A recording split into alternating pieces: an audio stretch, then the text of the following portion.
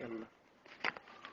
هذه الأبيات قالها عبد الله بن فرح البلوي بمناسبة وفاة جاره سعد بن دبيان المرواني غفر الله له.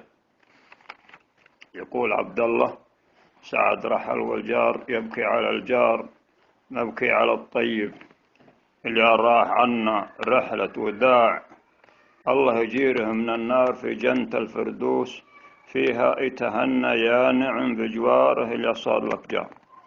اللي على ما قيل كنك تمنى من سجواره، دايما لي بالافكار لو هو من الجهنان تقول منا. هذا طريق الناس لو صار مسار وحنا على دربه، ولا تسال عنا كما أرجو نقل هذه التعزية إلى أبناء سعد المذكور غفر الله له، إلى أبناء وإلى جميع قبيلة المروين عامة.